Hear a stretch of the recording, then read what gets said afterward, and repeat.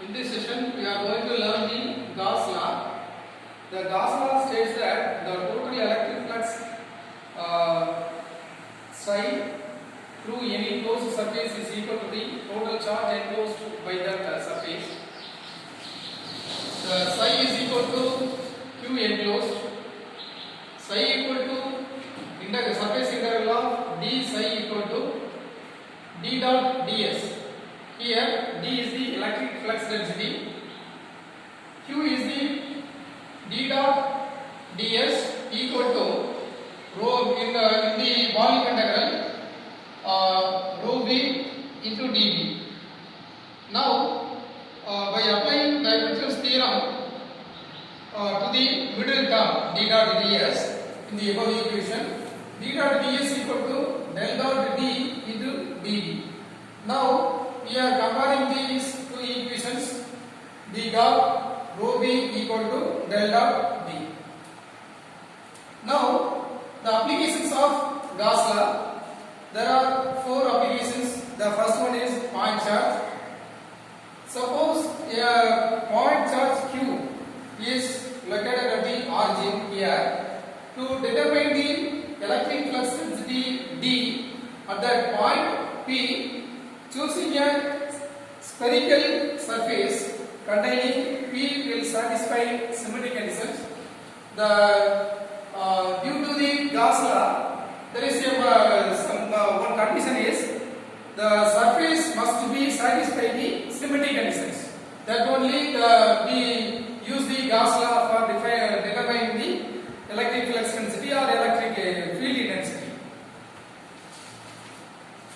Since the electric flux density is everywhere normal to the Gaussian surface, D is equal to dr AR vector.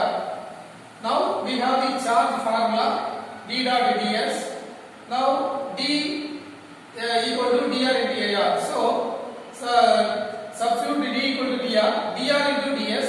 The surface area of the sphere is 4 pi r square. So because of the symmetry conditions, we have put directly the surface area of the sphere 4 pi r square. So in this regard, dr we have to find out the value of d.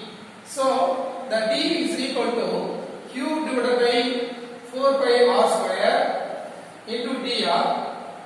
So here we have to find out the value of d. So eliminate the dr. So d equal to q divided by 4 pi r square into unit vector AR. From this electric flux density, we have to find out the value of electric field intensity. There is some relation. Electric field intensity E equal to d divided by epsilon naught. So from this equation, we have to find out the electric field intensity Q divided by 4 pi epsilon naught r square into AR. Now the second application is infinite line charge. Suppose the infinite line of uniform charge rho L in the unit of coulomb per meter along the z-axis.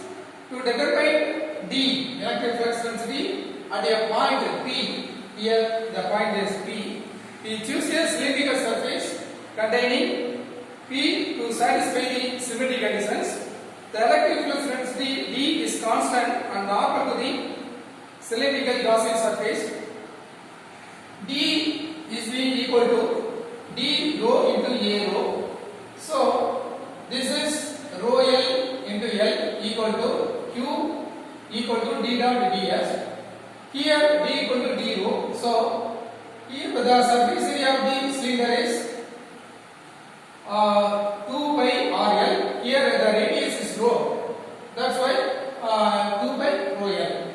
From this equation, we have to find out the value of electric flux density rho L divided by 2 pi rho into A rho vector. The third application is infinite sheet of charge. Consider an infinite sheet of uniform charge rho s in the unit of coulomb per meter square lying on the z equal to 0 plane. To determine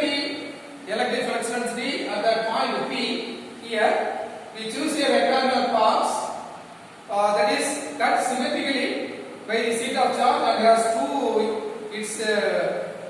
of its faces parallel to the sheet. As D is normal to the sheet, D is equal to dz into az vector. Here rho s into A equal to ds. This is one for top, the another one is bottom of the area. So A area plus area, 2 times. So A cancel, rho s equal to 2 dz. From this equation we have to find out the D value. Rho s divided by 2 into az.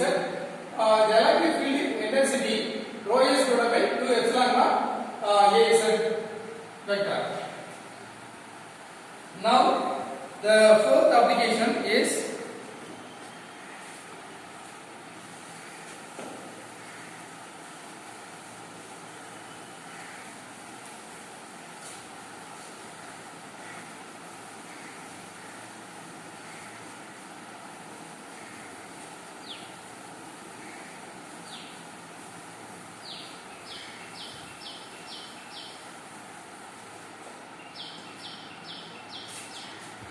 uniformly charged sphere. Fourth application.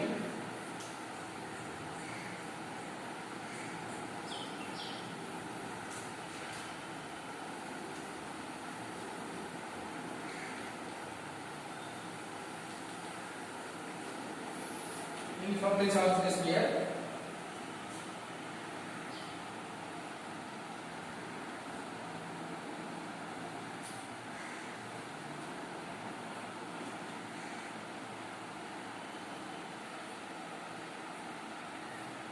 This is outer radius A, this is inner radius R.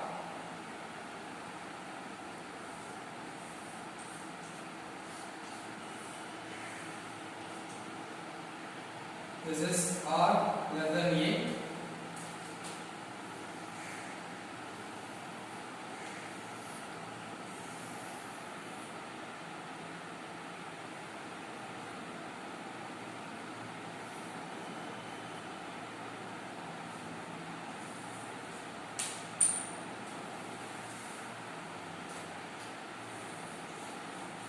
This is R greater than A. Consider a sphere of radius A with a uniform charge rho b in the unit of coulomb per meter cube.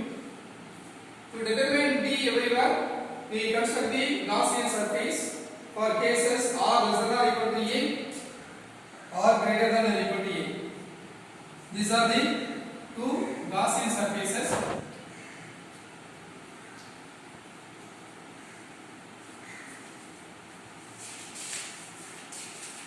Here there are two cases. One is R less than or equal to A. The second case is R greater than or equal to A. For R less than or equal to A, the total charge enclosed by this spherical surface of radius R, Q enclosed equal to volume integral rho v into dV is equal to, this is rho naught volume integral dV. Here the volume of the sphere is rho naught into 4 by 3 pi r cube, and psi is equal to d dot ds. This is by applying Gauss law, psi equal to q is equal to d dot ds. This is dr ds. So this is dr into the surface area of the sphere is 4 by r square. Now by applying Gauss law, psi equal to q enclosed. So psi equal to q enclosed. What is the psi value? dr into 4 by r square equal to rho naught 4 by 3 pi r cube. From this equation we have the formula d equal to r by 3 rho naught into dr. This is for 0 or less than or equal to A. That is one formula we got. Then for r greater than or equal to A, here we have to find out the value of Q enclosed and psi value. Q enclosed equal to volume integral rho v into dv is equal to rho naught dv. Here rho naught 4 by 3 by a2, because here the radius, inner radius is not r, here a. So the volume of the sphere is 4 by 3 by a3. Now we have to find out the psi value. D dot ds equal to dr into ds. dr into 4 pi r square, 4 pi r square. So applying Gauss law, psi equal to Q enclosed. So dr 4 pi r square equal to rho naught 4 by 3 by a2. Here d equal to a cube divided by 3a square or 3r square rho naught into ar. This is for r greater than or equal to E. So the electric flux density D everywhere is given by D equal to r by 3 rho ar. This is for 0 less than or equal to A. Then a cube divided by 3r square rho naught ar for r greater than or equal to A. With this I